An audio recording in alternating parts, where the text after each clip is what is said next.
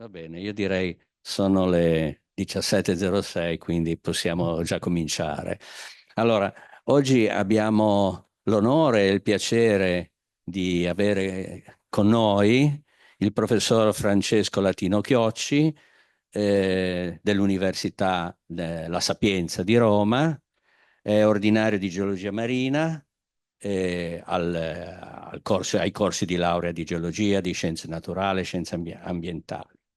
Il suo curriculum è estremamente nutrito, questa è solo una piccola selezione, quindi e conta più di 200 pubblicazioni, la maggior parte di caratura internazionale. Però mi sono tratteggiato alcuni aspetti che forse faranno anche un po' da guida alla presentazione che ci farà oggi. E intanto è stato responsabile della sezione di geologia marina della società geologica, anzi lo è stato fino a 4 anni fa, responsabile della sezione di geologia marina della Società Geologica Italiana. Poi è stato rappresentante e comunque sempre un punto focale della, del consorzio CONISMA, che è il Consorzio Nazionale delle Università che si occupano di scienze marine, di cui l'Università di Genova è uno dei soci fondatori assieme. Poi è stato membro della Commissione Oceanografica Italiana, ha collaborazioni e soprattutto è stato membro anche qua di commissioni non soltanto in Italia, ma in Francia, all'Università di Perpignan, collaborazioni e allo stesso modo commissioni per altri organismi scientifici francesi, tipo quello di Sofia Antipolis e così via. Quindi un lungo, una lunga attività. Poi, sempre per tornare in Italia e tornare ai rischi, con l'INGV, che tutti quanti noi conosciamo, la sua attività in campagna oceanografica ovviamente è notevole e mi piaceva sottolineare che, ad esempio, l'Eurofleets, che coordina campagne oceanografiche in Europa, ma non solo in Europa, è a livello mondiale questa, e poi ha prodotto, è stato direttore responsabile di fogli di cartografia geologica marina, nelle quali siamo anche impegnati noi genovesi. Abbiamo anche noi un'unità operativa di cartografia geologica che qui vedo ben rappresentata. Ovviamente campagne, 50 campagne, diciamo forse anche più, forse anche più. E poi è stato, ecco, questa è la cosa molto importante che vorrei sottolineare, è stato il coordinatore di un progetto finanziato e voluto dalla Protezione Civile in collaborazione col CNR, con anche il CNR centrale e quello di Napoli, IGAG, per il progetto MAGIC sui rischi dei fondali marini, l'argomento, diciamo, l'argomento su cui si basa questa presentazione. E poi vabbè, poi chiaramente è stato un punto focale della messa diciamo, in funzione di corsi di laurea improntati sul mare. Cosa freschissima, perché il professore è rientrato ieri notte da Palermo, da un convegno della CESM che sta per Commissione internazionale per l'esplorazione del bacino del Mediterraneo. È stato insignito dal principe Alberto II, che tra l'altro è membro onorario dell'Accademia Ligure di Scienze e Lettere, come coordinatore delle geoscienze marine, ovviamente trattandosi della CESM. Quindi coordina, diciamo, questo organismo internazionale sulle scienze marine. Adesso ti lascio la parola perché altrimenti mi tengo tutto il tempo per me. Grazie mille Nicola, è fatta fin troppo lunga, grazie mille. Grazie a tutti quanti voi per avermi invitato a presentarvi alcune caratteristiche dei rischi marini che, come è scritto qui, vedrete, saranno molto più comuni di quello che uno possa pensare. Diciamo, il titolo è Rischi marini in Italia. Farò anche qualche esempio preso da altre parti del mondo ma con un fuoco speciale soprattutto sull'Italia. Prima però devo comunque ricordare il professor Fierro, che è un accademico qui di questa accademia e che è venuto a mancare quest'anno, e quindi diciamo, mi sembrava giusto incominciare questa presentazione comunque ricordando Fierro, che è stato appunto un punto di riferimento per le scienze del mare e per molte altre attività a livello nazionale e internazionale. Allora, queste sono le cose di cui vorrei parlarvi. La prima, per chi non conosce bene, diciamo, la geologia marina, parlarvi un po' di quelle che sono le tecniche di come noi visualizziamo il fondale marino. È una cosa relativamente recente, quindi in questo momento la comunità marina è inondata di una quantità di informazioni, molto spesso abbiamo più dati che capacità di interpretarli, quindi è un momento super fecondo dal punto di vista della geologia. E poi ho diviso i rischi marini in eventi giganteschi, eventi di medie dimensioni, eventi di piccole dimensioni, perché un punto che vorrei stressare è il fatto che anche eventi piccoli, ma magari molto ripetuti nel tempo, molto frequenti nel tempo, possono rappresentare un rischio significativo. Quindi cominciamo con, diciamo, il territorio sommerso. Questa è una carta che non c'entra niente perché è la carta di Marte, ma è per dire che noi conosciamo molto meglio la superficie dei pianeti extraterrestri di quello che conosciamo i nostri fondali. C'è un progetto che si chiama Seabed 2030 che dovrebbe arrivare alla mappatura di tutti i fondali della Terra per il 2030, ma già si sa che non ci arriverà. E il motivo è che c'è l'acqua e l'acqua purtroppo non si può, diciamo, visualizzare con le onde elettromagnetiche, con la luce, come si può fare con la parte subaerea. Bisogna andare con delle navi che usano il suono e quindi non c'è la possibilità di avere le grandi coperture che invece i satelliti permettono sulla Terra e sugli altri pianeti. Dal punto di vista generale, diciamo, una cosa che forse non tutti sanno è che la parte marina del nostro territorio è più grande della parte emersa, quindi dal punto di vista della gestione delle risorse, delle responsabilità che abbiamo, il mare è una componente importante diciamo, del nostro territorio e da tanti punti di vista, dal punto di vista delle risorse, dal punto di vista dei rischi di cui parliamo oggi, dal punto di vista dei servizi ecosistemici, cioè di come la natura riesce per esempio a diluire gli inquinanti piuttosto che non a rifornirci di cibo, per non dimenticare anche diciamo, la posizione centrale nel Mediterraneo che da tanti punti di vista, diciamo, rende l'Italia molto importante da un punto di vista strategico ed economico, ma anche molto interessante da un punto di vista scientifico.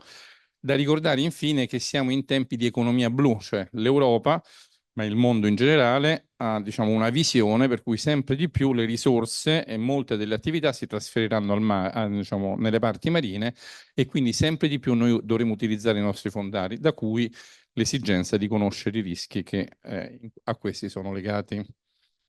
Qui non va più avanti. Ok. Allora, parliamo un po' di tecniche, anche che fai un altro clic. Ah no, ecco, l'ho fatto io. Allora, le tecniche sono, dunque, la maggior parte delle immagini che vedremo sono legate a questa tecnica che si chiama ecoscandaglio multifascio o multibeam. Fondamentalmente, diciamo, concettualmente è molto semplice, è come avere 100, 200, 300 ecoscandagli, ognuno manda un raggio, dal tempo di andata e ritorno, conoscendo la velocità del suono in acqua, si ricava la profondità di quel punto e quindi mettendo insieme tutti quanti i punti si ricostruisce la batimetria del fondale.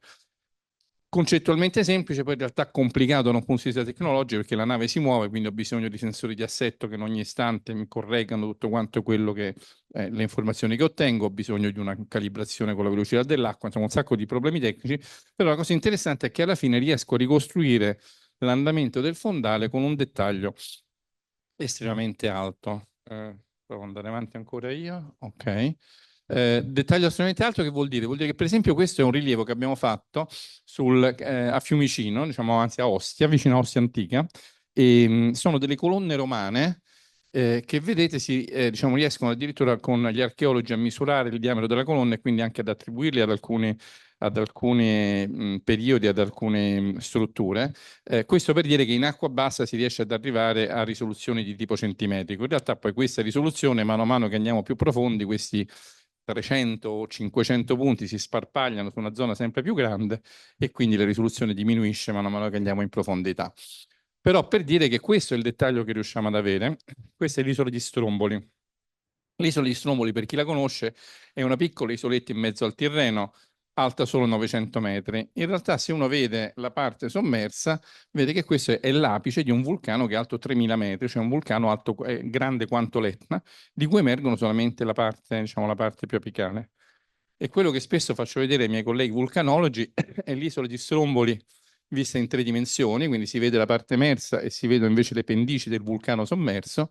E questo è l'Etna, che come vedete è simile come dimensioni allo Stromboli, e quello che dico ai miei amici vulcanologi terrestri è: che cosa sapreste voi dell'Etna se poteste vedere solamente la parte apicale, visto che la maggior parte delle informazioni stanno nella parte intorno. Quindi anche per dire come la geologia marina in realtà ha tantissimo da fare proprio per capire in generale molte delle strutture geologiche nei nostri mari. Parliamo di instabilità. Cominciamo con un gigante. Questa è la frana di Storegga, è una frana che sta sul margine norvegese, questa è la Norvegia, questa è la Scozia. È una frana che è avvenuta tra 8 e 9 mila anni fa, ha delle dimensioni colossali, perché sott'acqua i sedimenti si muovono con grande facilità. È come se mancasse la gravità, è come se la gravità fosse di meno, cioè la densità relativa tra i granuli e il fluido circostante, la differenza di densità è molto più bassa, e quindi è molto più facile muovere diciamo, il sedimento, e quindi molto spesso, diciamo, le instabilità hanno dimensioni enormi. Questa è la campionessa mondiale di queste cose, cioè in realtà non è la campionessa mondiale, però è una delle campionesse mondiali, e vedete che le dimensioni di questa frana, questa è la nicchia che lì si vede in 3 dimensioni, questo è il tracciato e questo è il deposito, sono 800 km, mettendo in scala l'Italia, diciamo, queste sono le dimensioni, oppure, visto che siamo qua, mettendo la Liguria, potrebbe essere che tutta quanta la Liguria diventi il coronamento di questa frana, quindi per dare un'idea di quelle che possono essere queste grandi instabilità sottomarine. Allora, quali sono i georischi? Allora, sicuramente le frane, sicuramente terremoti che avvengono in ambiente sottomarino, e sicuramente i maremoti che possono essere generati sia dai terremoti sia dalle frane, come vedremo. Poi sott'acqua avvengono tante cose, ci sono dei giganteschi flussi gravitativi come dei fiumi di fango che scorrono sul fondale, facendo anche dei meandri, delle formazioni che i geologi conoscono molto bene. Ci può essere del gas nei sedimenti che risalendo fluidifica i sedimenti e può perturbare le caratteristiche superficiali. Ci possono essere delle dune che, come le dune eoliche, quelle spinte dal vento, in ambiente ristretto soprattutto, modificano il fondale. Tutte quante queste possono mettere, o come le frane, i maremoti, a rischio le strutture costiere, oppure tutte quante le strutture marine.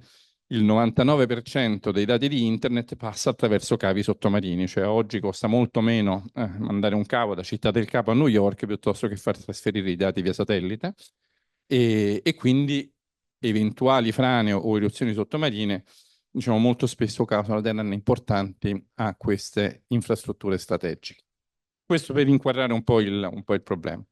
Incominciamo a parlare degli eventi catastrofici, e come vi ho detto, tutti gli eventi naturali, o la maggior parte degli eventi naturali, seguono una legge di scala, nel senso eventi molto grandi sono molto rari, e poi mano a mano che si diminuisce, eventi di minore entità diventano via via sempre più frequenti. Terremoti molto grandi ce ne sono uno al secolo, e terremoti medi ce ne sono uno ogni 10 anni, terremoti piccoli ce ne sono uno ogni anno, e terremoti insignificanti, solo strumentali, ce ne sono uno al giorno. Quindi, diciamo, questo è.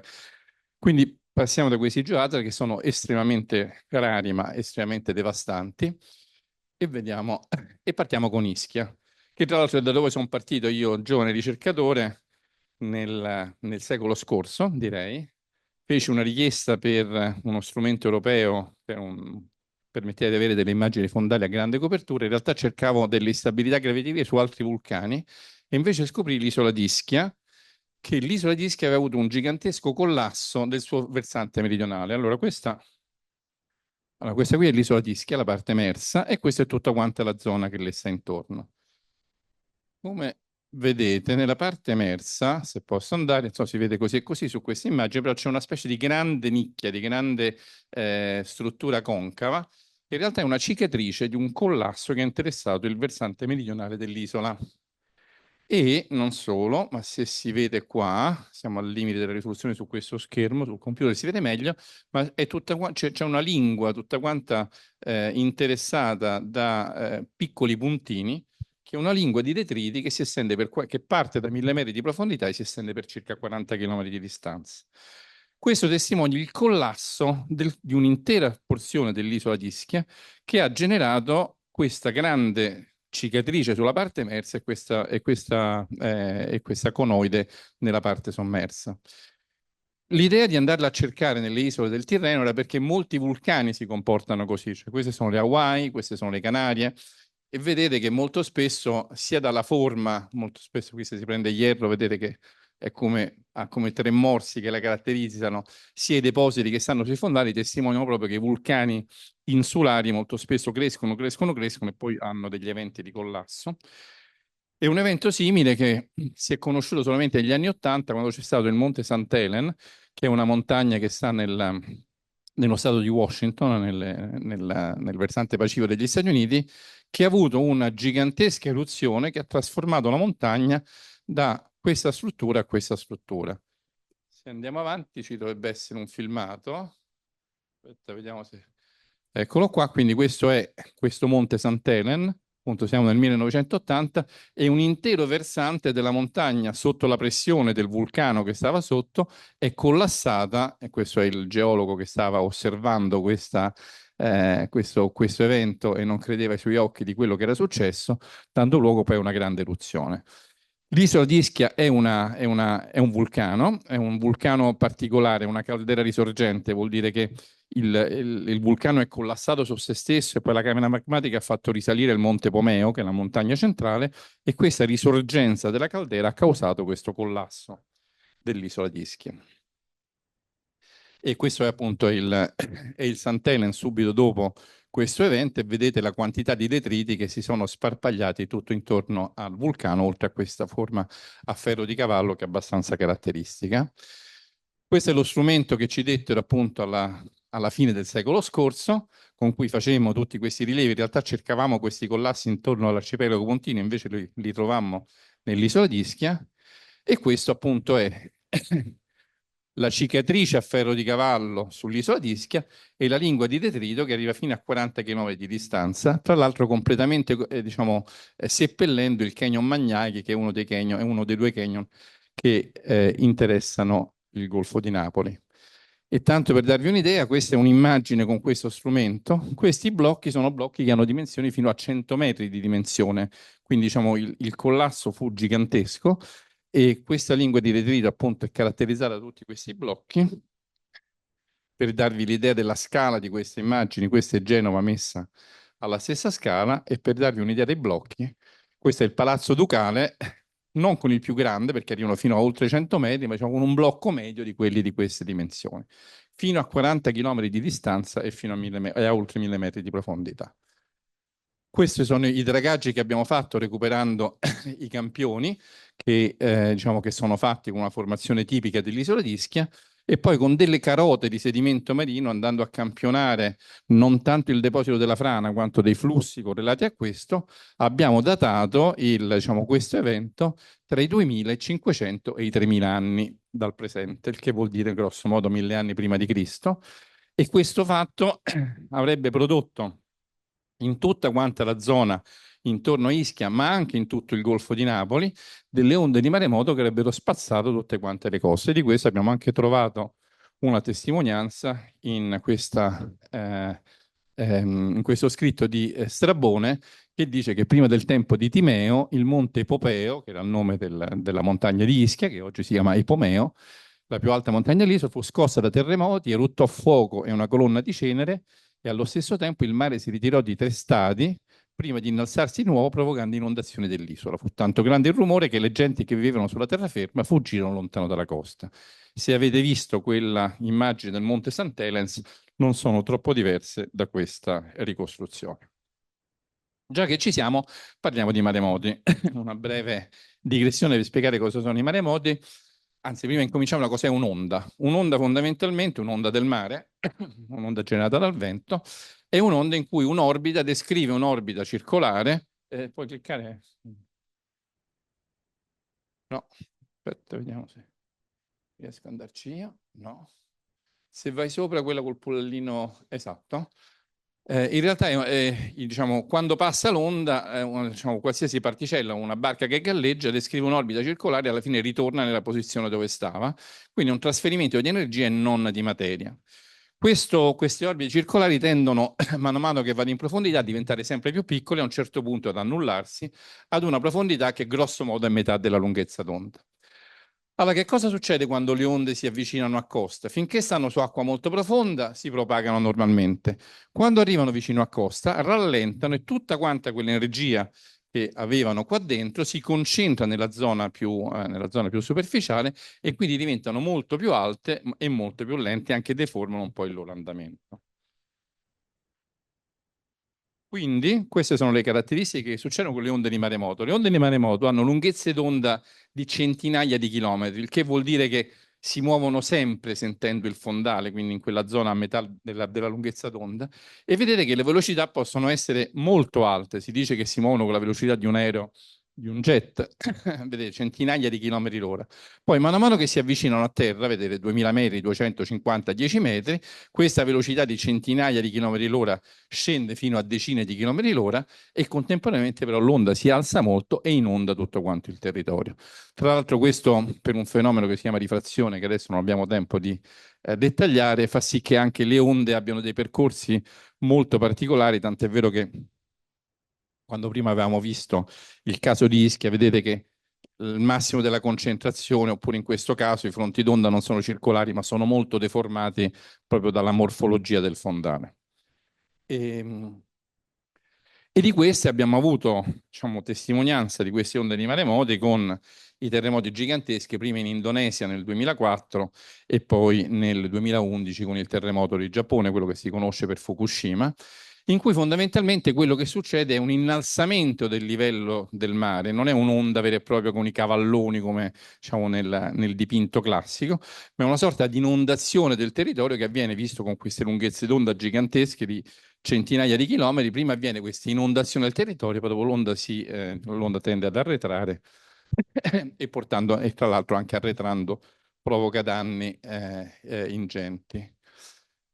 Se, ecco, questo per esempio è, tra l'altro il maremoto del Giappone è stato quello diciamo, più filmato, in cui abbiamo più testimonianze, e qui si vede esattamente quello che vi ho detto, cioè che di fatto il maremoto è un'ingressione del mare all'interno del territorio, non un'onda che distrugge tutto, ma un'onda che fondamentalmente sommerge tutto per altezze appunto di parecchi metri e quindi con la capacità di trascinare con sé qualsiasi cosa incontra sul suo cammino. E molto spesso il primo arrivo delle onde è un arrivo con un arretramento del mare. Dipende, nel caso dei terremoti, nel caso delle onde generate da terremoti, dipende da quale parte della faglia mi trovo. Cioè, se questa è una faglia, c'è una rottura del fondo del mare, se sono nella parte che è scesa o sono nella parte che è salita, posso avere un arretramento oppure un avanzamento. Nel caso delle frane ho sempre prima un arretramento e quindi questo arretramento del mare in realtà è il primo impulso a cui seguono poi dopo un treno di onde invece che inondano la costa. Questo è il terremoto dell'Indonesia ed è una immagine satellite fatta subito prima che arrivassero le onde, diciamo, che hanno poi inondato il territorio. E questa è le Hawaii, che è una zona che classicamente nel Pacifico ci sono grandissimi maremoti, ed è una foto di quello che non bisogna fare, nel senso è un momento di abbassamento del livello del mare perché sta arrivando l'onda di maremoto e vedete che i curiosi vanno a vedere le barche o si affollano sulla costa, ma evidentemente questo è quello che precede poi invece l'arrivo dell'onda che sommergerà tutto quanto.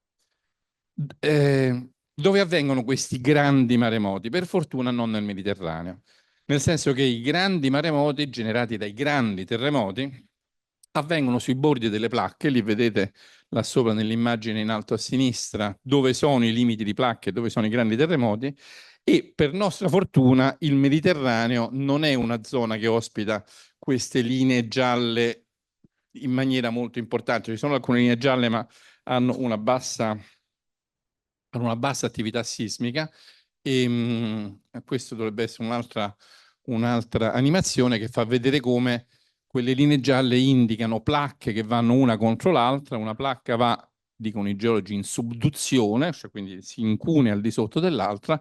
Questo fatto accumula energia elastica nelle zone in cui avviene questa convergenza tra le placche, che poi viene rilasciata improvvisamente sotto forma di terremoti. Queste cose accadono soprattutto nel Pacifico, cioè il Pacifico è tutto quanto circondato da zone, da questo tipo di margini di placca, mentre invece per esempio diciamo, l'Atlantico o l'Indiano non lo sono molto di meno. E quindi questo per esempio è quello che successe in Indonesia, con il terremoto dell'Indonesia. Se ci puoi cliccare sopra, vediamo se parte. Questa è una simulazione di quello che è successo, si ruppe un pezzo, questa è la placca, il limite della placca pacifica con la placca indiana, si ruppe una faglia lunga quasi 1000 chilometri e da qui partirono le onde di maremoto che si propagarono. Guardate come vanno lente in acqua bassa entrando qui tra la Thailandia e l'Indonesia, quanto vanno veloci in acqua profonda e come vengono deformate dal fondale. Questo fu uno dei disastri naturali più grandi, ci furono 250.000 vittime, comprese vittime addirittura sulle coste della Somalia, oltre che evidentemente lì tutta quanta la zona dell'Indonesia e della Thailandia, che vennero severamente colpite. Stavo dicendo che nel Mediterraneo non ci stanno terremoti così forti, non ci sono quelle condizioni. L'unica condizione simile è quella che si trova al largo del Golfo di Cadice, che dette origine al terremoto del 1755 che distrusse Lisbona, perché al largo di Cadice, in questa posizione, al largo di Lisbona, in questa posizione si generò questo terremoto con magnitudo 8. Ah, una cosa devo dirvi dei terremoti. La scala dei terremoti è una scala logaritmica, vuol dire che ogni punto di magnitudo vuol dire che sono 10 volte l'energia che viene liberata da un terremoto di un punto inferiore. E i nostri terremoti sono 7.1 Messina, 7.3 Catania nel 1600, forse è stato 7.3 anche quello della Turchia recente, però diciamo più di questo non andiamo, mentre invece i terremoti del Pacifico arrivano frequentemente anche a 9, quindi 100 volte più energia rispetto al nostro. Invece in questa zona dell'Atlantico si generano questi terremoti grandi e questa è l'unica zona in cui si possono verificare questo terremoto. Questo distrusse non solo Lisbona, ma anche Cadice, le città del Marocco, insomma tutta quanta la zona circostante.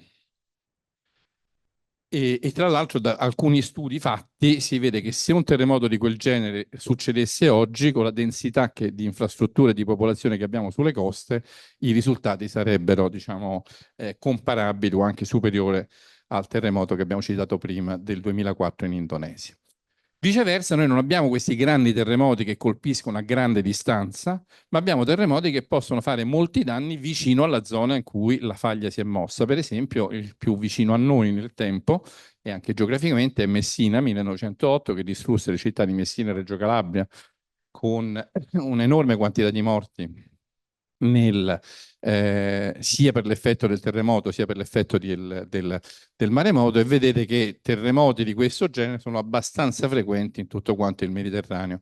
Come vi ho già detto, c'è un terremoto del 1690 in Calabria orientale che distrusse la città di Catania, provocando la morte dei 2/3 degli abitanti, che a quei tempi erano alcune migliaia, oggi sarebbero alcune centinaia di migliaia di persone che vivono in queste zone. I maremoti non sono generati solamente da terremoti, ma anche da eruzioni vulcaniche. Qui abbiamo 3 casi che vi voglio far vedere. Uno è il super famoso eruzione del Krakatoa del 1883, il più grande rumore che mai sia stato sentito. Uno è l'eruzione di Santorini e l'altro invece è molto recente, è Unga Tonga.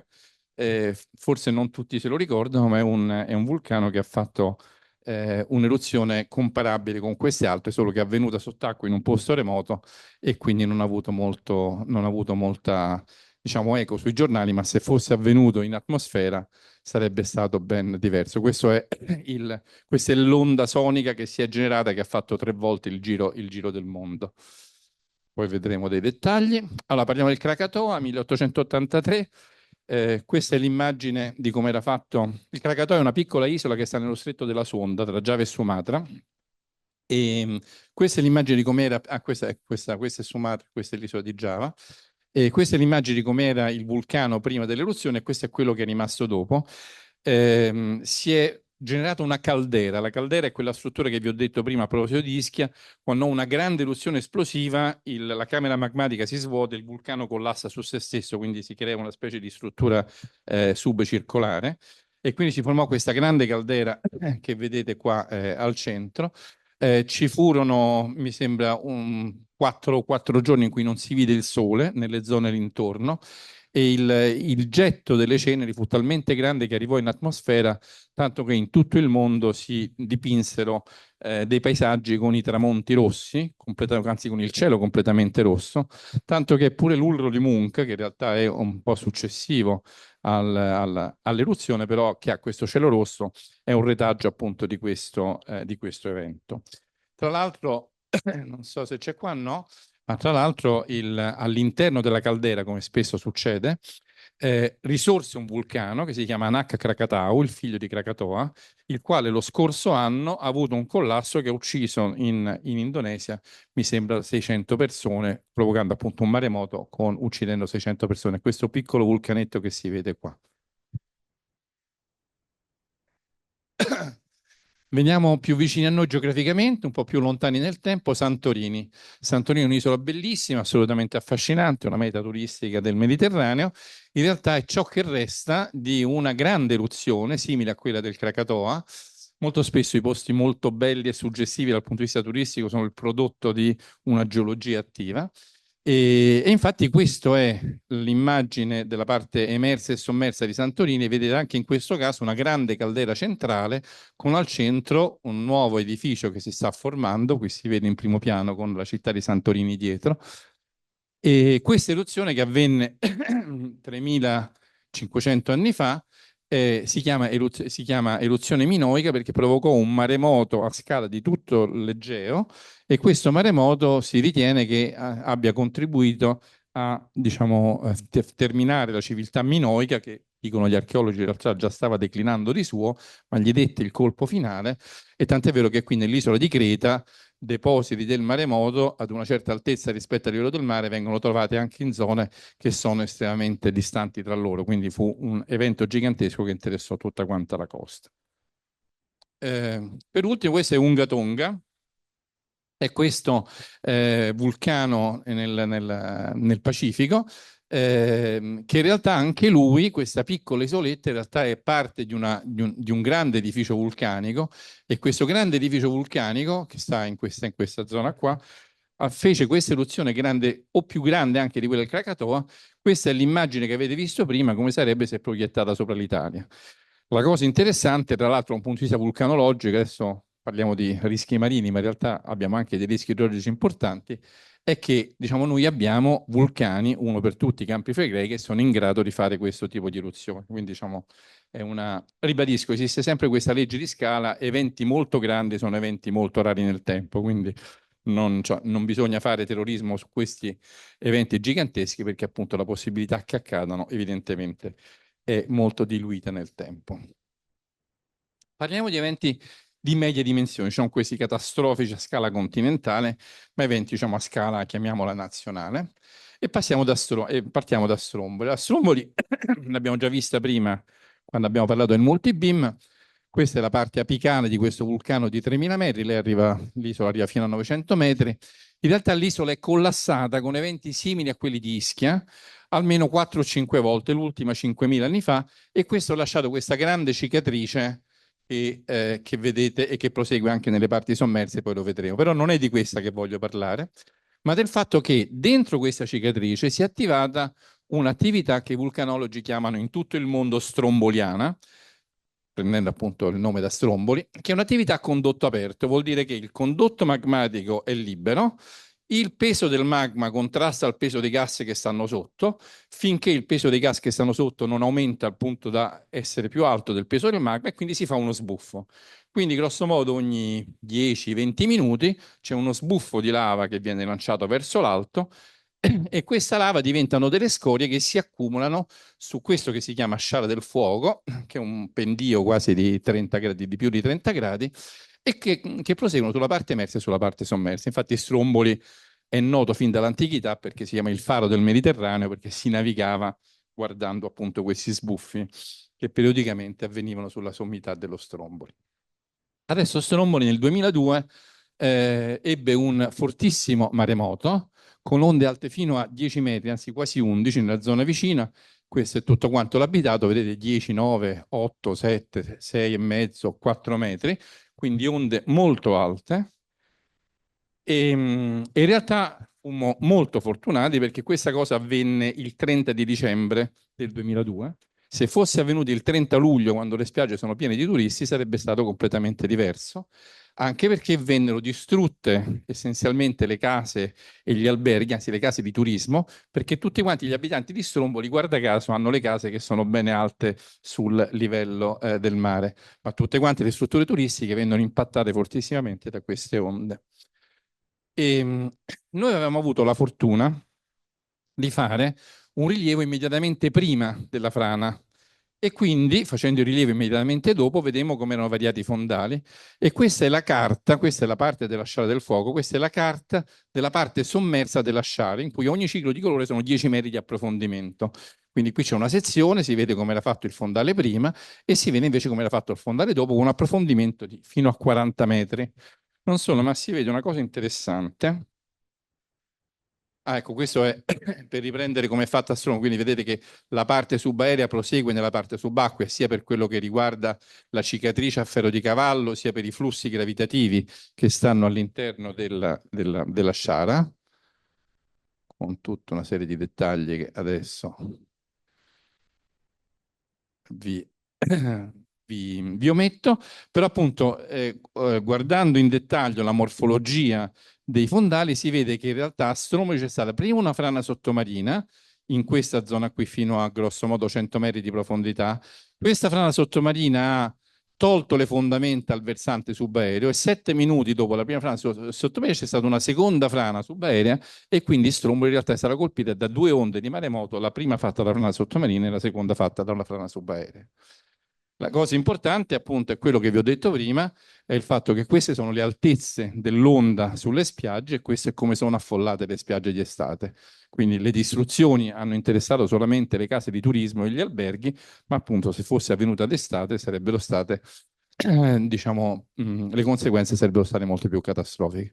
Questo è molto interessante perché fa vedere sulla base di ricostruzioni storiche, diciamo, negli ultimi 100 anni, in rosso, diciamo, le eruzioni, ma con queste stelline gialle i maremoti che hanno colpito l'isola e quindi vedete che questi maremoti sono tutt'altro che infrequenti.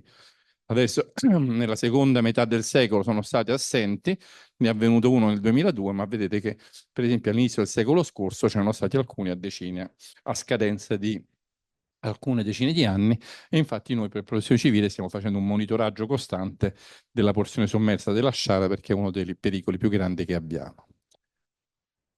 Ci spostiamo di poco perché questo è Stromboli, quindi andiamo dall'altra parte, sulla costa calabrese. Qui c'è il porto di Gioia Tauro, è uno dei più grandi porti d'Europa, d'Italia ed Europa per anzi diciamo del Mediterraneo, per il transshipment.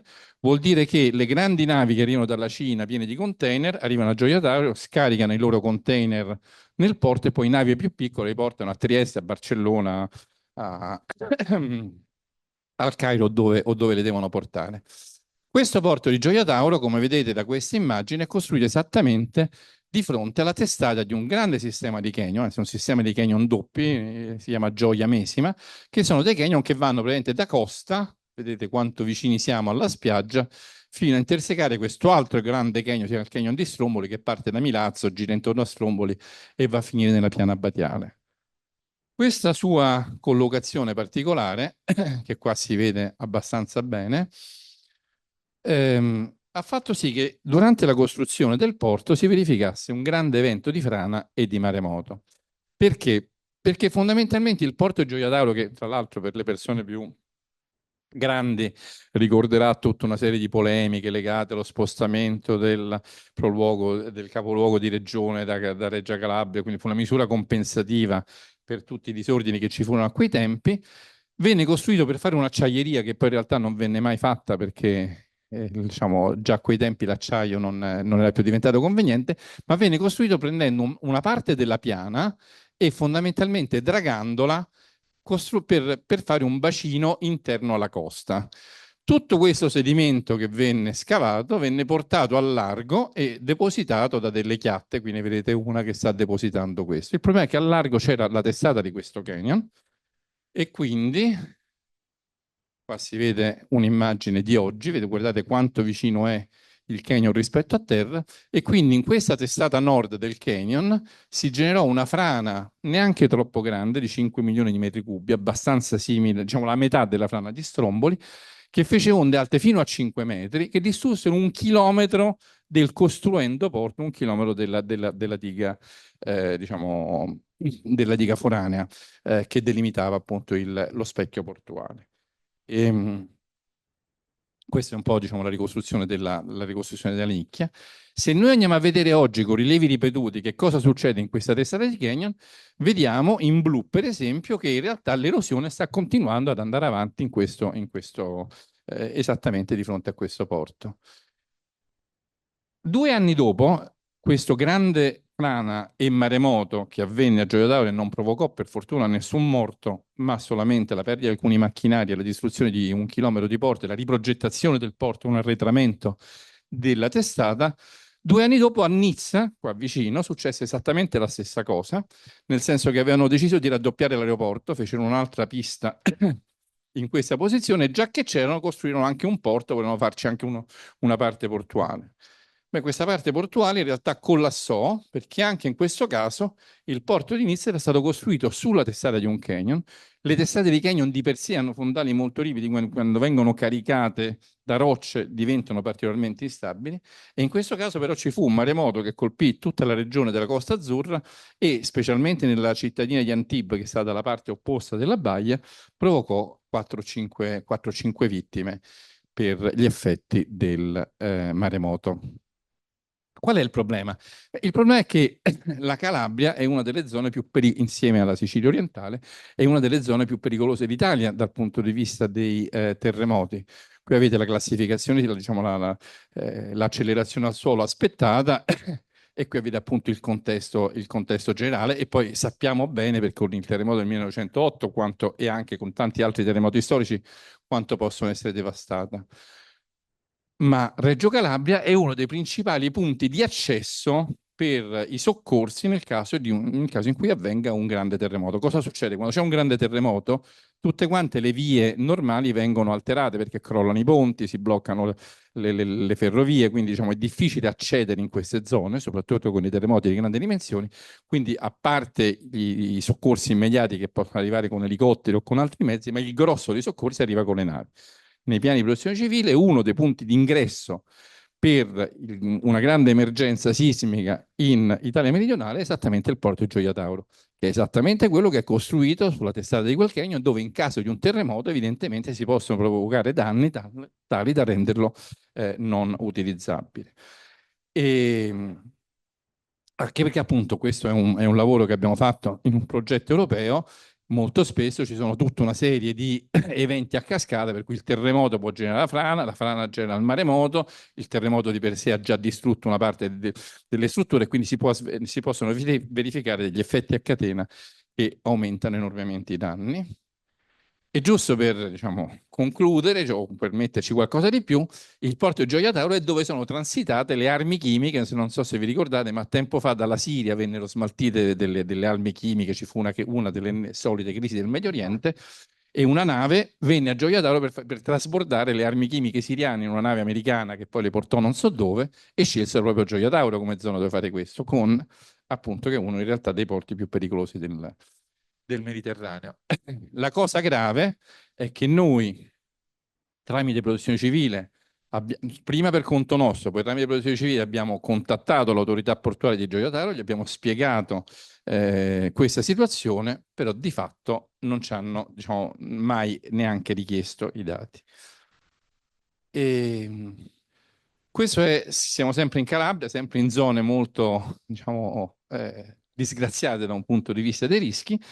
È un evento particolarmente tragico perché è uno degli eventi di maremoto che hanno prodotto più vittime in Italia. Siamo alla fine del Settecento, questi sono dei dipinti di un incisore dell'epoca, si chiama Minasi, che dipinge il Monte Campallà prima e dopo una grande frana che ci fu proprio nel 1783.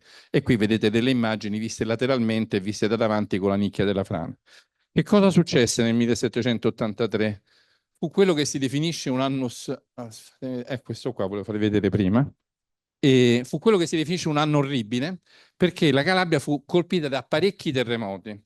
Soprattutto in questo caso il 5 febbraio ci fu un terremoto di magnitudo 7,1, quindi uno dei terremoti più grandi per i nostri standard italiani, nella piana di Gioia, che terrorizzò la popolazione e le persone fuggirono dalla rocca di Scilla, a quei tempi non esisteva la città moderna, erano solamente fuggirono sulla spiaggia di Marina Grande. Il problema è che nella notte ci fu un altro terremoto con magnitudo più bassa, ma centrato esattamente sullo stretto di Messina, e Scilla sta esattamente sullo stretto di Messina, la città all'uscita dello stretto, subito a nord dello stretto, e questo terremoto provocò la frana di questa montagna, di questo monte Campallà. C'è qui un'animazione. Esatto, ci fu questa frana che provocò delle onde di maremoto che arrivarono sulla spiaggia uccidendo 1500 persone. E se oggi andiamo a vedere, ecco, questa è una vista, diciamo, da Monte Campallà che vede la spiaggia. Questa è la rocca di Scilla da cui scapparono le persone per andarsi ad accampare qui sulla spiaggia e durante la notte arrivò quest'onda di maremoto. E se oggi si fanno dei rilievi si vede che la frana di Monte Campallà trova anche una sua prosecuzione sommersa, anzi la parte sommersa è più grande della parte emersa, trova tutta quanta la zona blocchi prodotti dal collasso di questa montagna, e quindi, anche se non siamo in grado di dirlo con certezza, forse anche qui, come è successo a Stromboli, ci fu prima una frana sottomarina che poi minò la stabilità del versante subaereo e poi una frana della parte subaerea. Scendiamo ancora di scala e vediamo invece eventi di piccole dimensioni che molto spesso non hanno neanche avuto la possibilità di entrare nel record storico oppure nelle cronache dei giornali. Andiamo a Cirò Marina, siamo sempre in Calabria, ma questa volta siamo sulla parte ionica. Questo è il promontorio di Punta Licia, questa è la zona di Cirò Marina. La stavamo studiando per altri scopi, perché in realtà c'è una frattura qua dentro, ma adesso non ci interessa. In questa zona c'è un canyon, questo canyon di Madonna di Mare, e qua, in questa struttura, è un impianto chimico che scarica a mare del sale con questa condotta in cui questo sale viene caricato sulle navi che lo vengono a prendere. Questa zona si trova esattamente, vediamo, ecco qua si vede l'impianto chimico, si vede il pontile, una nave ormeggiata, questa è una vista tridimensionale che sta esattamente alla testata di un canyon.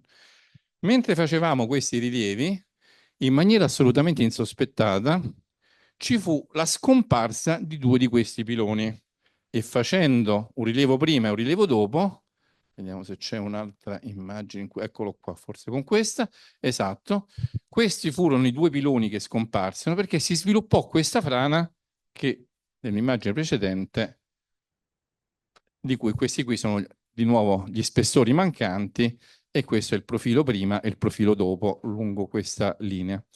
Tutto quanto questo, questa frana fu di 1 milione di metri cubi, avvenne in maniera assolutamente senza nessun, cioè se non fosse stato per i piloni nessuno se ne sarebbe accorto. Ci fu una burrasca, quindi con onde di 3-4 metri, quindi forse qualcuno, forse le onde, se ci furono, si confusero con quelle onde, ma è una frana che passò assolutamente inosservata. Anche in questo caso, con protezione civile, poi vi dico un'altra cosa, con protezione civile convocammo la provincia di Crotone, mi sembra, vennero, gli spiegammo tutto quanto quello che avevano fatto, anche in questo caso neanche ci chiesero i dati, ci dissero sì, sicuramente saremo in contatto, e non ci chiesero i dati, e la cosa che gli facemmo vedere è che in realtà questa morfologia che si era formata con la frana che aveva portato via i piloni era uguale a queste altre morfologie, molto diverse rispetto a questa, quindi immaginiamo che ci fosse un processo progressivo che stava facendo mano a mano spostare queste frane verso ovest, e alcuni anni dopo, anzi una decina di anni dopo, in realtà poi l'impianto venne chiuso proprio per la mancanza di sicurezza dei piloni, però alcuni anni dopo facemmo un rilievo e vedemmo che anche in questa zona era avvenuta una nuova frana. Quindi diciamo, in realtà è anche possibile con uno studio diciamo, accurato avere delle indicazioni su quelli che possono essere i processi in atto. La cosa interessante è il fatto che tutte quante questa qui provocò la chiusura di un impianto. Quindi in realtà anche eventi di piccole dimensioni possono avere un impatto forte sulle infrastrutture, al di là diciamo, dei grandi eventi di maremoto che possono provocare dei danni. Se ritorniamo sul Tirreno, qui siamo a Bagnara Calabra, vedete che ci sono dei canyon che arrivano quasi fino a costa. Qua non so se riuscite a vederlo, ma ci sta un cambiamento di colore che rappresenta esattamente il ciglio di uno di questi canyon. E qua vedete che c'è la spiaggia, c'è la ferrovia, c'è la statale.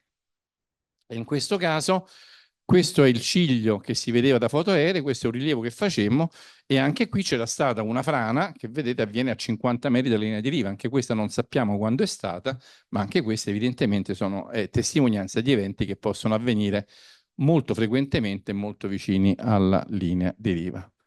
Questa la salterei.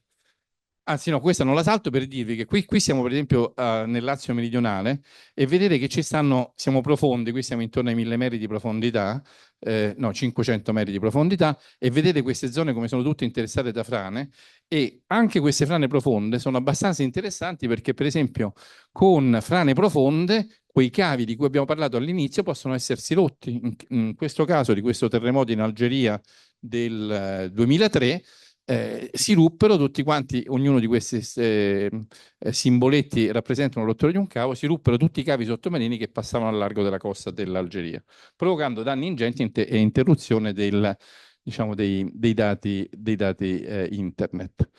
E questa è una cosa molto interessante ed è che questo è quello di cui parlavamo l'altro giorno, o stamattina a proposito degli eventi non sismici che vengono registrati dai sismografi. In un esperimento fatto a largo di Catania, i sismologi videro, è possibile discriminare tra terremoti e eventi che non sono generati da terremoti e quindi sono generati da frane e registrarono in 130 giorni 26 eventi non sismici, quindi una frana ogni 5 giorni. Con un unico punto non furono capaci di localizzarla, però questa è la possibile frequenza che hanno le frane sottomarine. E altre forme che possono essere, diciamo, interessanti dal punto di vista dei rischi sono le eruzioni sottomarine, non quelle che formano le caldere che fanno quei giganteschi maremoti che abbiamo detto prima, ma anche eruzioni di più piccole dimensioni. Un esempio ce l'abbiamo a Pantelleria. Pantelleria è un'isola, un vulcano attivo, anche qui l'isola in realtà un terzo è fuori dall'acqua, 2 terzi sono sott'acqua. È un vulcano attivo perché l'ultima eruzione ce l'ha avuta nel 1891 e fu un'eruzione marina. Fu un'eruzione marina perché a largo del porto, qui grosso modo c'è il porto di Pantelleria, si videro emergere dei blocchi di roccia che in realtà si chiamano lava balloon, tra un attimo vedremo che cosa sono, che erano stati prodotti da un apparato sottomarino e questa è l'immagine che abbiamo ottenuto evidentemente pochi anni fa con il multibeam in cui si vede che in realtà ci sono tantissimi di questi coni che caratterizzano la parte settentrionale dell'isola. Questi sono questi lava balloon, questa in realtà è un'immagine che viene dalle Azzorre, dove nel 2000 ci fu un'eruzione simile, e fondamentalmente non sono pomici, ma sono proprio pezzi di basalto che durante l'eruzione inglobano una parte di gas e quindi diventano una enorme vescicola interna che gli dà una galleggiabilità. Quindi arrivano in superficie, la maggior parte esplodono, ma alcuni invece riescono a galleggiare anche per un po' di tempo. Quindi qua si vede uno di questi lavaballoon con questa cavità interna a questo pallone di lava. Qui se ne vede uno che scoppia. Questo appunto è un'immagine dell'eruzione di Serreta degli anni 2000. E questa più recentemente, una cosa del genere è successa alle Canarie una decina di anni fa, in cui nell'isola di Hierro, quell'isola fatta con le tre concavità che avevamo visto all'inizio alle Canarie, c'è stata un'altra eruzione sottomarina, anche in questo caso con produzione di questi blocchi galleggianti. Qual è la cosa interessante? Allora, qua si vedono come è fatta l'isola, questa è la parte emersa, questa è la parte sommersa. Si vede appunto come soprattutto nella parte nord, in piccola parte anche diciamo, nella parte sud, ma soprattutto nella parte nord è piena di questi grandi coni. E da delle ricerche che abbiamo fatto andando a fare i campionamenti, vedendo esattamente dove erano distribuiti questi depositi, abbiamo trovato chi era il responsabile di questa eruzione, che è questo conetto che abbiamo dedicato a Riccò, che era lo scienziato che per i Borbone andò a quei tempi diciamo, a fare i primi rilievi E la cosa interessante è che questo conetto, come vedete da qua, è il più piccolo di tutti quanti i coni che sono presenti. Quindi questa eruzione che sollevò la parte settentrionale dell'isola di 20 centimetri, durò per una settimana, fece seccare le buvire che sono le sorgenti che ci stanno, provocò allarme nella popolazione, in realtà fu una delle eruzioni più piccole che questo vulcano diciamo, può fare, o delle più piccole oppure delle più corte nel tempo, non sappiamo se è l'entità dell'eruzione o la durata che provoca questi edifici molto più grandi di quello del 1893. A questo punto c'è anche l'isola Ferdinandea che va citata, ma non voglio adesso allungarmi troppo. Comunque, non lontano da Pantelleria ci fu una eruzione sottomarina. Questa ve la cito essenzialmente perché è molto divertente per come andò a finire, perché ci fu un'eruzione sottomarina che diede origine a un'isola. A quei tempi, diciamo, c'era l'Inghilterra che era la regina dei mari, quindi arrivavano subito, ci piantarono la bandiera, la chiamarono Banco Graham. I francesi, visto che sono andati gli inglesi, arrivarono, misero la bandiera, la chiamarono Isola Giulia. I Borboni, loro dicono, furono i primi, perché arrivò un pescatore, mise un remo e la chiamò Ferdinandea per Ferdinando di Borbone. E comunque dopo alcuni mesi il mare ci pensò a risolvere il contenzioso internazionale perché, diciamo, con qualche burrasca spazzò via tutto, perché con le isole vulcaniche succede che l'interazione tra il magma e l'acqua provoca la frammentazione della lava e quindi si formano tutte quante, diciamo, dei detriti, si chiamano piroclastici. Se l'eruzione non dura abbastanza a lungo, tanto da far sì che quest'isola che si è formata, fatta di questa specie di polvere, venga ricoperta da colate di lava, succede che il mare se la può portare via. Se invece dura abbastanza a lungo e le colate di lava formano come un carapace che protegge questi depositi, a quel punto l'isola può diventare un'isola permanente. E questo non fu il caso di Ferdinandea. Però per dire quanto questi fenomeni possono essere frequenti nei nostri mari.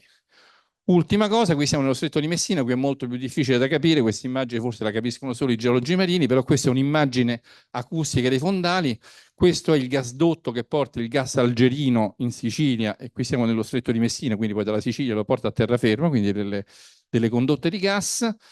Qui si vede come l'ombra, che è questa linea bianca, si allontana dalla linea nera che è il tubo, sono delle dune che migrano sul fondale, quindi questa è una parte in cui questo tubo resta sospeso tra due creste di dune e questo può provocare anche dei danni importanti perché se si rompe una conduttura può diminuire la galleggiabilità delle navi che passano sopra perché una bolla di gas che arriva in superficie può provocare grossi disastri alla navigazione. Questo è l'ultimo promesso, così almeno è. Sono delle cose che abbiamo fatto abbastanza recentemente, interessanti perché sono un po' diverse dal solito. Questo è dei rilievi che abbiamo fatto nell'isola di Montecristo. Siamo nell'arcipelago toscano, sempre grazie a Protezione Civile ci chiamarono perché ci fu aspettate, poi torniamo su questo, ci fu un peschereccio che stava pescando al largo di Montecristo e si vide vicino una colonna di acqua o di fango alta 10 metri, quindi scapparono e poi col telefonino fecero questa ripresa in cui si vedeva qualche attività, ma ormai era già finita. Facendo degli studi, vedemmo che questa struttura era un vulcano di fango, cioè una struttura positiva come un vulcano di lava, però fatta essenzialmente da colate di fango, e queste strutture sono abbastanza comuni diciamo, anche in ambiente subaereo, perché quando ho molto gas che arriva dalla sottosuperficie e incontra depositi argillosi, li può fluidificare, può farli eruttare diciamo, in superficie. Molto spesso, anche nel nostro caso, questi depositi sono fatti questo, il gas è metano, e quindi in questo caso si vede come, qui siamo in Azerbaigian, si vede come l'eruzione iniziale che è fatta solamente da gas che ancora non ha preso fuoco, avendo vicino una zona in cui già c'era del fuoco, a un certo punto questo gas si propaga a questo, e quindi questo è il fango che viene eruttato e poi adesso si infiamma perché il metano viene infiammato. È esattamente questo il caso dell'eruzione di Montecristo, e quindi queste sono le immagini dei fondali, e anche in questo caso quello che volevo farvi vedere è il fatto che questa zona rossa sono i depositi di quest'ultima eruzione, ma come vedete queste altre colate testimoniano eventi, anche in questo caso, o molto più grandi o molto più prolungati nel tempo, e anche questi possono essere un pericolo reale per la navigazione, specie in zone molto frequentate da pesca o da turismo, e quindi anche in questo caso evidentemente questi eventi possono essere molto più grandi rispetto a quello che diciamo, ci ha portato a studiarli. Quindi questo è quello che volevo farvi vedere. Ho fatto un po' una carrellata di tutti quanti gli eventi.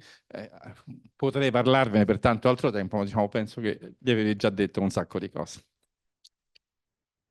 Grazie. Non so quanto tempo ho preso, ma non so quanto tempo ho messo. Oh, giusto, giustissimo nei tempi, giustissimo. Allora, grazie, è interessantissima presentazione. Suppongo che ci siano un mare di domande. Allora, grazie veramente per la presentazione interessantissima, tutto quello che c'è sotto il mare. Io volevo fare una domanda in relazione alla nostra Liguria. Anche in Liguria credo che ci siano canyon, che ci siano situazioni un po' analoghe a quelle che ha fatto vedere. Da questo punto di vista, pericolosità, possibilità di frane, com'è la situazione? Abbiamo due microfoni. Sì, sì, sì, questo è acceso, basta. Ok, sì, allora sì, effettivamente è vero, la Liguria, i posti più belli sono quelli che hanno la geologia più attiva. La Liguria, essendo un posto molto bello, il risultato è una geologia molto attiva. Quindi anche in Liguria effettivamente ci sono terremoti, ci sono canyon vicino alla costa, c'è una piattaforma continentale che è la zona che arriva fino a 100 metri, che è particolarmente stretta. Quindi anche la Liguria in realtà è sottoposta a, diciamo, a dei rischi geologici. Non ce n'è nessuno così evidente come quelli di Gioia Tauro, per esempio, in cui veramente i canyon arrivano a pochi metri dalla costa. Molto spesso questi canyon sono stati attivi durante le fasi di basso stazionamento, ma per esempio a Portofino, nella parte del Levante Ligure, ci sono delle situazioni in cui i canyon generano anche dell'instabilità gravitativa. Comunque siete così fortunati di avere dei bravissimi geologi che lavorano all'Università di Genova, quindi diciamo, sicuramente diciamo, le conoscenze sono abbastanza avanzate, anche grazie al progetto Magic che abbiamo fatto all'inizio, quello che citava prima Nicola. Però sì, diciamo, la Liguria, cioè mentre i posti tipo, diciamo, tutto quanto il terreno settentrionale o l'Adriatico settentrionale sono molto più tranquilli, la Liguria è un po', diciamo, un hotspot di rischi. Poi dopo posso diversa cosa. La questione del, no, Sì, sì, sta funzionando. la questione del vulcano Marsili, no? Sì. Marsili che sta al largo del Lazio, se non sbaglio. Che è No, sta al largo della Calabria, tra la Calabria e la Sicilia. più o meno. E anche lì è un grande icono vulcanico, Sì. molto profondo, credo, dal punto di vista del... 600 metri cioè la vetta sta a 600 metri di profondità. Ecco, eruzioni da parte di questo vulcano sono... Sì, allora dunque il Marsili è il più grande vulcano d'Europa perché è grande quanto l'Etna ma ben più lungo, è alto 3500 metri, appunto arriva, o 3200 metri, arriva a 600 metri di profondità rispetto all'attuale. Allora, è sicuramente un vulcano che ha avuto attività molto recente. Nessuno ad oggi ha testimoniato un'eruzione vera e propria avvenuta sul Marsili, però per esempio mettendo dei sismometri tutto intorno al Marsili si è visto che c'è una grande attività interna nella camera magmatica. L'ultima eruzione, diciamo, testimoniata da dei dati, mi sembra risale a 1500 anni fa, quindi abbastanza, cioè geologicamente è oggi. E sicuramente è un vulcano pericoloso, anche se il fatto che sta a 600 metri normalmente la pericolosità è data diciamo, dalla vicinanza alla superficie, perché in qualche modo l'effetto, se sono molto profondo, si propaga su un'area che è molto più grande. Quindi se sono in superficie faccio onde molto grandi, se sono profondo faccio onde molto più piccole. Quel vulcano Unga Tonga è un vulcano che era parzialmente emerso e comunque la caldera stava a bassa profondità. Quindi ha una sua pericolosità, sicuramente per le infrastrutture, di meno forse come possibilità di generare maremoti, anche se di tanto in tanto esce fuori qualche articolo, il collasso del Marsili può provocare onde che inondano durante il terreno. Una cosa interessante è che in realtà potrebbe anche essere una risorsa, perché in realtà il Marsili potrebbe essere il luogo ideale dove fare per esempio della geotermia offshore, che sarebbe forse una delle fonti rinnovabili più, diciamo, idonee, visto che sta così lontano e così profondo rispetto alla costa. E quindi chissà che magari una volta, oltre ad essere un rischio, non lo si possa sfruttare anche come risorsa. Altre domande? Sì.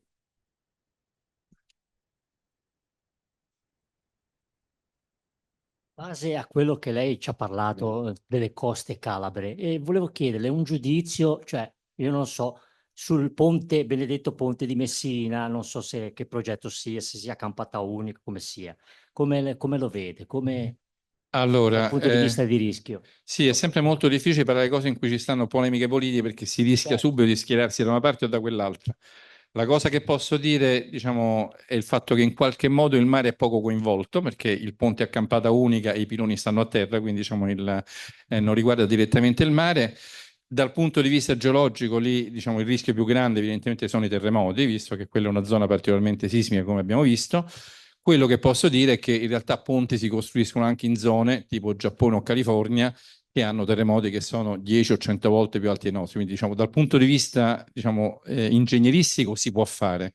Poi, se viene fatto bene con i parametri, siccome mano a mano che il terremoto di riferimento sale di magnitudo, i costi salgono in maniera esponenziale, bisogna vedere qual è il terremoto di riferimento che viene preso e qual è quindi, però, diciamo, tecnicamente è una cosa che si può fare anche se dal punto di vista ingegneristico un ponte a campata unica così grande non è mai stato fatto. Però, diciamo, le conoscenze sono tali che si può fare. Bisogna vedere se, come tutte quante le cose, viene fatto con i criteri giusti. E quindi deve essere fatto solo a campata unica eventualmente. Questo progetto è stato fatto a campata unica. Ma secondo lei è possibile farlo uno con campate no. Ingegneristicamente si può fare qualsiasi cosa. Il fondale, la zona più bassa della sella, sta intorno ai 100 metri, che non è una profondità irraggiungibile. La scelta di farlo a campata unica anziché a più campate, diciamo, è una scelta puramente, diciamo, progettuale che non riguarda. È vero che lo Stretto di Messina ha delle correnti molto forti, lì le correnti arrivano fino a 6 metri a 6 nodi, a 3 metri al secondo. Quindi, diciamo, ci sono anche degli effetti sulle correnti, però non penso che siano problemi insormontabili. Comunque la scelta credo che ormai sia già stata fatta, quindi diciamo, ormai non è più su che tipo di ponte fare, ma è se fare o meno il ponte. Grazie. Altre domande?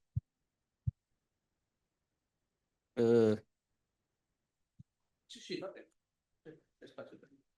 Scusi, lei ha più volte parlato della protezione civile. Sì. No?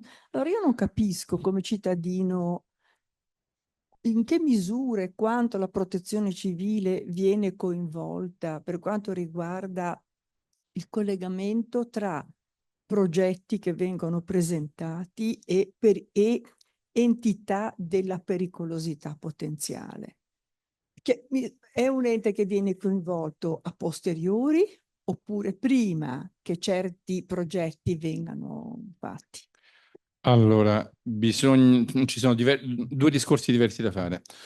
Un primo discorso è che ci sta un grandissimo problema a livello non solo italiano, ma direi mediterraneo, come minimo mediterraneo, forse anche europeo, però i paesi del nord Europa hanno una catena di trasmissione più corta tra la ricerca scientifica e, diciamo, la parte dei gestori del territorio, che è il fatto di che cosa fare con queste informazioni. Nel senso che mentre sul rischio sismico ci sono dei vincoli sulle modalità costruttive delle case, quindi c'è una classificazione sismica del territorio e quindi le informazioni che si hanno scientifiche vengono trasferite in una norma, mentre per il rischio alluvioni ci si hanno le aree inondabili, ci sono diciamo cioè quando la protezione civile, che è un ente che in realtà si occupa della prevenzione, si occupa sicuramente del soccorso, ma anche della prevenzione dei rischi, trasferisce queste informazioni alle autorità territoriali che sono quelle competenti per operare sul territorio, perché la protezione civile non ha questa possibilità. Trova una maniera per trasferirle. Per quello che riguarda i giurischi marini, non c'è nessuna maniera di trasferire queste informazioni in una norma che poi possa essere applicata dai comuni. Quando abbiamo fatto questo progetto, che è costato 5 milioni di euro, la protezione civile, quando si è resa conto di questa enorme diffusione, in qualche modo ha reso pubblici questi dati e li ha trasferiti alle regioni, però non ha trovato lo strumento legislativo per trasformare questo in prescrizioni. E quindi questo è il primo grosso problema che, ribadisco, condividiamo come minimo con tutti quanti gli altri paesi del Mediterraneo, perché sono rischi, sono troppo nuovi, sono poco conosciuti culturalmente così perché per poter essere. Viceversa, per quello che riguarda le opere, Protezione civile non c'entra il Ministero dell'Ambiente, che quando sottopone a valutazione, diciamo, i progetti delle grandi opere verifica anche questo aspetto di pericolosità. Però posso dire che, diciamo, in realtà va a finire dentro il grande calderone dell'ambiente, in cui, sempre per quel discorso per cui queste cose sono molto poco percepite perché accadono molto raramente, molto spesso non vengono tenute nel dovuto conto. Però, diciamo, non è protezione civile che è deputata a, diciamo, entrare nelle parti progettuali.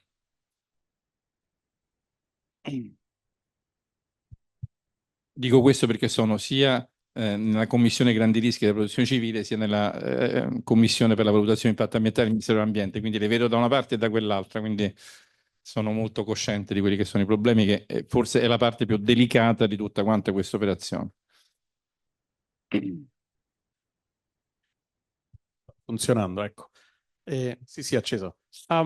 Anche collegandoci a quest'ultima domanda, lei ci ha fatto diversi esempi dove appunto la pubblica amministrazione non è riuscita a prestare orecchio ai dati, alle informazioni, ai georischi di cui ci ha parlato.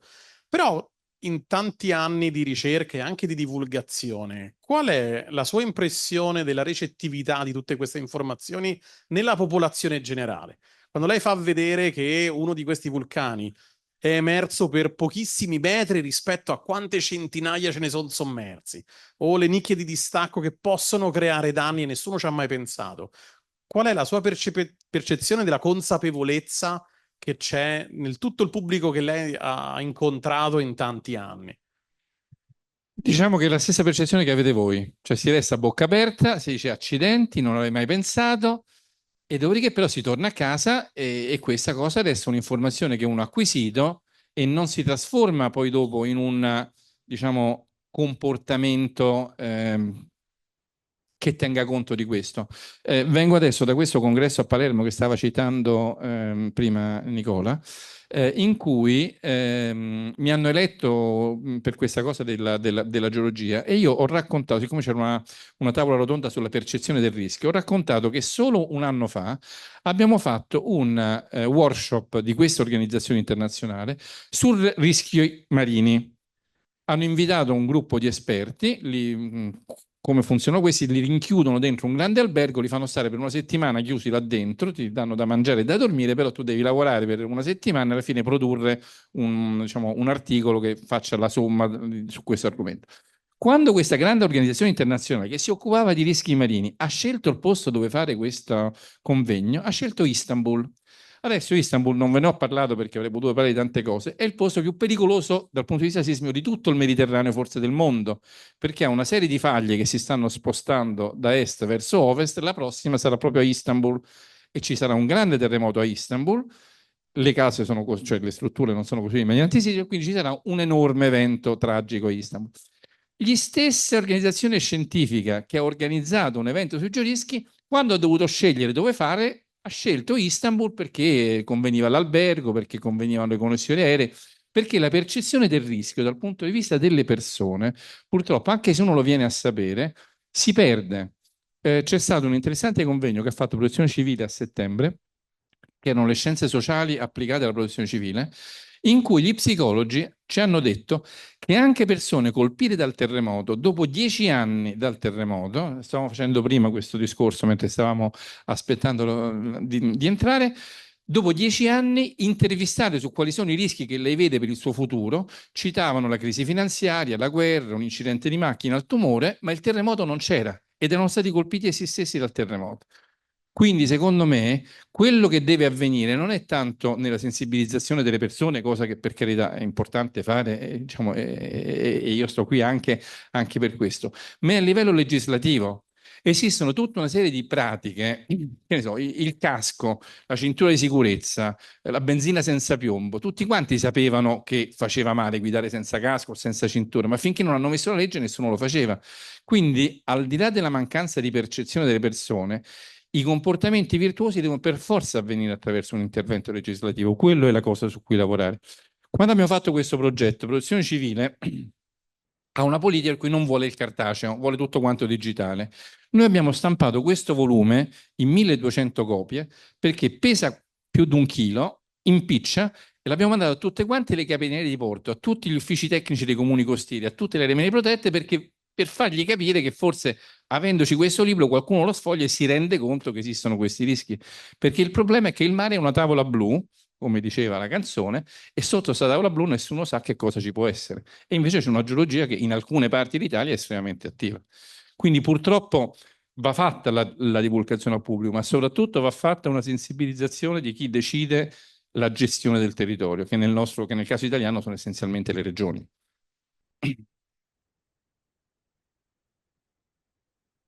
C'è un collegamento tra la situazione geologica di Ischia e i Campi Flegrei? Ci sono relazioni dirette? No, non ci sono relazioni dirette, cioè ogni vulcano in qualche modo diciamo, si comporta diciamo, per proprio conto, Quindi- neanche tra Campi Flegrei e Vesuvio che stanno ancora più vicini. Tuttavia è chiaro che tutti quanti corrispondono alla stessa situazione diciamo, geologica complessiva, però sono manifestazioni abbastanza Ho separate. visto che i profili di frana di Ischia arrivano molto Sì. vicini, quindi Però un'interazione. quello diciamo, è il deposito della frana che Credo. se n'è andato, diciamo, la parte vulcanica invece sta nella parte della sorgente. Poi in qualche modo Ischia ha un comportamento di caldera risorgente, vuol dire che se avete presente come è fatto il Vesuvio sta all'interno di una specie di conca che è il Monte Somma, che è la vecchia caldera, e dentro c'è rinato il vulcano. Nel caso di Ischia non c'è rinato un vulcano dentro, ma la camera magmatica che si è ricaricata ha spinto come un pistone verso l'alto tutto quello che c'era sopra, tant'è vero che il Monte Pomeo è fatto di sedimenti marini, quindi essenzialmente è questa risalita che ha fatto sì che ci fosse questo. Lì in Campania sono Quindi questi tre vulcani tutti diversi, perché sono- Campi Flegrei è una caldera, quell'altro è una caldera, un vulcano al centro, e quell'altro è una caldera risorgente che è risalita fino in Beh, è alto. una bella situazione, direi. Sì, che- sì. Tranquilla, so. Sì. No, tra l'altro in Ischia è molto pericoloso perché questa risorgenza calderica fa sì che ci siano terremoti, cosa che normalmente nei vulcani non ci sono, e quindi sono per esempio i terremoti di Casamicciola, il versante settentrionale, che pure recentemente, ma anche a Roma c'è un modo di dire che è un Casamicciola per dire che è una grande confusione, perché ne ha fatto uno all'inizio del secolo. E poi questa risorgenza fa sì che ogni volta che piove ci siano eventi disastrosi, e anche con parecchie vittime, disastrosi dal punto di vista dell'alluvione, perché tutto quanto il terremoto non è in equilibrio, diciamo, morfologico, e quindi si creano molte frane, molte instabilità. Grazie. Ci sono altre domande? No, non c'entra niente. I famosi noduli metallici sul fondo del Tirreno, hanno un valore economico. Allora, sì, si apre un grande capitolo perché in realtà l'umanità sta finendo le proprie risorse, e quindi siccome tutta quanta la parte mineraria è un bilanciamento tra il prezzo e il costo dell'estrazione, stanno diventando convenienti le risorse a fondo mare. Quindi in tutto il mondo si sta prendendo questo grande capitolo sul deep sea mining, che ha tra l'altro degli aspetti ambientali particolarmente importanti, perché sono ambienti molto poco conosciuti e molto poco resilienti da un punto di vista biologico, cioè non sono in grado di recuperare molto.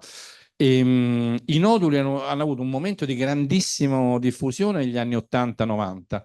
Adesso direi che c'è un po' meno attenzione a questi noduli e molto di più invece ai solfuri massivi nelle zone di risalita idrotermale in cui si formano questi i camini, black smoker, queste cose. In parte perché hanno più valore, sono più concentrati i minerali, in parte perché c'è meno impatto ambientale, perché questi noduli sono sparpagliati in zone gigantesche dove dragare tutti i fondali, e in parte anche per un motivo, diciamo, legale economico, perché per fare queste esplorazioni di fondo mare bisogna fare degli investimenti colossali sulla tecnologia. Se lo faccio nelle acque territoriali mi metto d'accordo con lo Stato e la tecnologia resta di mia proprietà. Se lo faccio nelle acque internazionali, e questi noduli sono in acque internazionali perché sono molto lontani dalle coste, sono nelle piane abadiali, per la legge internazionale, per la legge del mare, devo rilasciare la tecnologia all'autorità internazionale, e quindi non c'è nessuno che faccia un investimento di cui poi perde la proprietà. Quindi c'è un motivo anche economico. Però attualmente c'è tanta attenzione soprattutto sulla parte dei sulfuri massivi, ma anche i noduli prima o poi verranno usati anche quelli, perché se l'umanità ha bisogno di risorse le va a prendere là dove stanno, quando si esauriscono quelle più facilmente accessibili. Le volevo chiedere, oltre alle indagini di tipo multibeam, di cui ci ha fatto vedere queste bellissime immagini, esistono altre tecniche, se vengono usate, quanto vengono usate, di indagine per valutare questo geohazard? Sì, diciamo che la morfologia è la cosa che ci permette di fare una copertura totale del fondale con grande omogeneità, e quindi per questo è, diciamo, stata privilegiata, è un po' come una foto aerea, diciamo, sulla parte terrestre. Poi a seconda del diverso di cosa vado studiando, posso usare altre tecniche. Esiste la sismica riflessione che mi dà uno spaccato, diciamo, acustico della stratigrafia del fondale, esiste la gravimetria, esistono i dragaggi, lo studio dei campioni, quindi a seconda delle zone bisogna studiarlo. La cosa vera è che a mare tutto costa tantissimo perché si fa con delle navi e quindi studi di dettaglio molto spesso sono super costosi. Quindi questi eventi di cui ce ne stanno veramente una miriade, magari ne è studiato, ne so, uno o due in tutto quanto il mondo, perché pochi paesi si possono permettere, diciamo, di affrontare. Quindi uno studio sistematico delle caratteristiche geotecniche, delle caratteristiche stratigrafiche, sono abbastanza difficili da fare, specialmente se in acqua profonda. Tanto più difficili quanto più profonde sono questi oggetti. Ancora una domanda? Altrimenti ne faccio una io, ma hai già parlato di tutti gli argomenti possibili. A questo punto poi abbiamo discusso per tutta una giornata, quindi non personalmente. Ecco, mi hai fatto vedere invece la ricorrenza dei danni sugli elettrodotti, sui cavi di fibre, e, vabbè, anche sulle condotte sottomarine e così via, ma attualmente il grande sforzo anche sulle trasmissioni. Ecco, questa ricorrenza, ci sono dati, no? Perché ci sono Sì, dati sì. su quanto incida come danno rispetto a una proiezione. Assolutamente sì, nel senso che sono in realtà la nostra migliore fonte di informazioni, perché storicamente dal terremoto di Great Banks del secolo scorso, diciamo, sono le uniche cose che ci danno quando avviene la frana in tempo reale, perché si interrompe la trasmissione. Quindi sì, ci sono dati e sono una delle fonti di danno diciamo, dei cavi sottomarini. In realtà non sono la più comune, perché molto più comune sono gli ancoraggi e le operazioni di pesca che vengono fatte. Quindi questi cavi vengono interrati, però molto spesso le ancore arrivano anche a rompere questi cavi, però sì, sono diciamo, una frazione importante dei cavi sottomarini. Però in qualche modo vorrei dire che gli ingegneri che si occupano del mare conoscono questi rischi, quindi in qualche modo cercano di evitarli, studiano i tracciati, diciamo, hanno coscienza dei georischi marini. Dove invece veramente manca la conoscenza e la coscienza è nelle autorità territoriali che devono gestire l'ubicazione del... Ti dico, che so, nel 2002 abbiamo fatto, per carità, non si sapeva ancora niente dei fondali, non si sapeva neanche che ci fosse stata una frana, ma il centro di emergenza che è stato fatto immediatamente i giorni dopo il terremoto è stato fatto su un albergo che stava a 1 metro d'altezza sulla spiaggia, e se fosse stato un'altra onda di maremoto sarebbe arrivata. Quindi secondo me c'è proprio un problema culturale di mancanza di coscienza di cosa c'è sotto il mare, per cui poi quello che arriva uno resta a bocca aperta, mentre su una frana uno la vede, le ha viste, e quindi mai gli verrebbe in mente di mettere un centro di emergenza per una frana sotto un versante, andrebbe magari a metterlo in cima a un cucuzzolo, e per quello che riguarda il mare questa coscienza non c'è, quindi sulla parte ingegneristica sottomarina, diciamo, le cose in qualche modo se ne tiene conto, non se ne tiene conto sulla parte della gestione del territorio. Soprattutto in un paese turistico come il nostro, in cui di nuovo le coste più belle sono quelle geologicamente attive, le coste geologicamente attive sono quelle che hanno più rischi. E siccome noi spesso abbiamo diciamo, coste che durante l'estate hanno centinaia di turisti sulle spiagge, diciamo, i danni, come dimostra Stromboli 2002, come che vi ho detto, se fosse accaduto anziché a dicembre a luglio, sarebbe stata veramente una tragedia molto più grande. Vi ho inondati di informazioni, forse sono tutte quante molto complesse tra di loro, ma diciamo, tenete conto che ne ho tolte la metà di quelle che avrei voluto farvi vedere, quindi... Va bene, ringraziamo il professor Chiocci Sono io che del suo ringrazio voi. interessante intervento. Ecco, volevo, prima di terminare il nostro colloquio, volevo ricordarvi che giovedì 24 ottobre ci sarà la seconda sessione del forum sul cambiamento climatico dal titolo Fra centro e periferie, politiche del territorio. Interverranno e modererà la nostra collega Barbara Cavalletti, interverranno il geologo già professore dell'Università Alfonso Bellini, che è qua presente con noi, quindi parlerà del debito ambientale. Dario Fornara, direttore del gruppo di ricerca Davines di Parma, come accelerare la transizione ecologica, sinergie tra agricoltura biologica, rigenerativa e cosmetica, Daniela Minetti, Regione Liguria, settore politiche della natura, delle aree interne, protette e marini, parchi e biodiversità, e interverrà sulla dimensione territoriale e locale fra qualità ambientale e competitività, i progetti e i casi studio. Quindi arrivederci a giovedì. Sì? Ah, sì, sì. Vuoi dire qualcosa? No, perché non mi ricordo. Allora, sì, domani pomeriggio, attenzione un attimo, domani pomeriggio alle ore 17, noi terremo la conferenza che non si è tenuta lunedì, che non si è tenuta giovedì per via dell'emergenza, e sarà presentata dalla collega Franca Balletti su Genova, la formazione della città contemporanea tra 800 e 900. Questo domani per recuperare il... Eh sì, non l'abbiamo tenuta giovedì perché tutte le scuole di ordine e grado erano chiuse assieme alle attività culturali e così via.